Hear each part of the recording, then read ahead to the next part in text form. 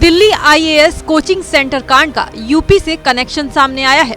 दरअसल इस हादसे में उत्तर प्रदेश के अंबेडकर नगर की जिस छात्रा ने जान गंवाई है, उसके चाचा सपा नेता धर्मेंद्र यादव हैं। जी हां, धर्मेंद्र यादव की भतीजी श्रेया यादव उन 3 छात्रों में शामिल है जिसकी इस हादसे में मौत हुई है। सपा नेता धर्मेंद्र यादव ने ही अपनी भतीजी का एडमिशन ओल्ड राजेंद्र नगर के राव आईएएस कोचिंग सेंटर में कराया था। धर्मेंद्र यादव गाजियाबाद में रहते हैं। उन्होंने शासन प्रशासन पर हादसे की जानकारी नहीं देने का आरोप लगाया है। देखिए, मुझे अधिकृत तौर पे तो ना कोचिंग सेंटर से कोई जानकारी मिली, ना प्रशासन या पुलिस की तरफ से कोई फ़ोन आया। लेकिन मैं न्यूज़ देख करके खुद ही जा करके वहाँ पे अप्रोच किया।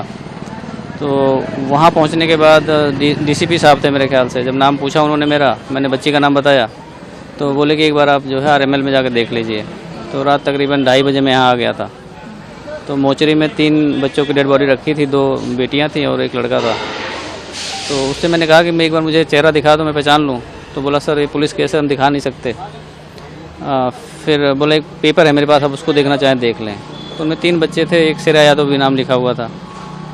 तो फिर मेरी इतनी हिम्मत नहीं हो रही थी मैं उसके अंदर जाकर देखूँ भी, मेरी स्थिति ऐसी नहीं थी। फिर मैं बाहर आके गाड़ी में बैठ गया। फिर सुबह तकरीबन 6 बजे 6:30 बजे के बाद दोबारा गया मैं। तो मैंने कहा भैया आप तो दिखा दो, रात में तो आप मना कर रहे थे, रात में नहीं दिखा सकते। तो बोले अभी जब तक पुलिस नहीं आएगी, आईओ नहीं आएंगे, तब तक हम नहीं दिखा सकते।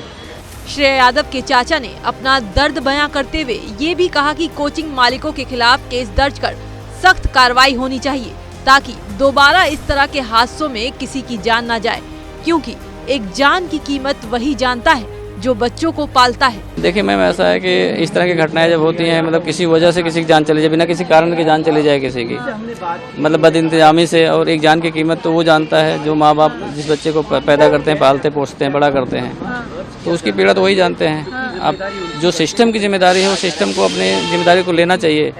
और प्राइमा फेसिया मेरी ये डिमांड है कम से कम कि जो कोचिंग के ओनर हैं उन पे गैर इरादतन हत्या का मुकदमा जरूर दर्ज हो, ताकि जितने और कोचिंग सेंटर्स हैं, चाहे मानक से बनने हैं नहीं बनने हैं, ये तो बात का विषय है, लेकिन कम से कम वो उनकी अपनी जवाबदेही ये हो जाए कि अगर मेरे से कोई लापरवाही होती है, मेरे सेंटर में कुछ ऐसा होता है, तो पहली जवाबदेही मेरी हो जाएगी, तो इसको रोका जा सकता है।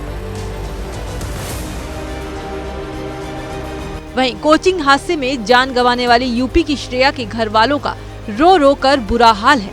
बताया जा रहा है कि श्रेया यादव के पिता अंबेडकर नगर में दूध बेचकर बेटी को दिल्ली में पढ़ा रहे थे और उनका सपना था कि एक दिन बेटी पढ़ लिख कर आईएएस अधिकारी बनेगी, लेकिन कुदरत को कुछ और ही मंजूर था।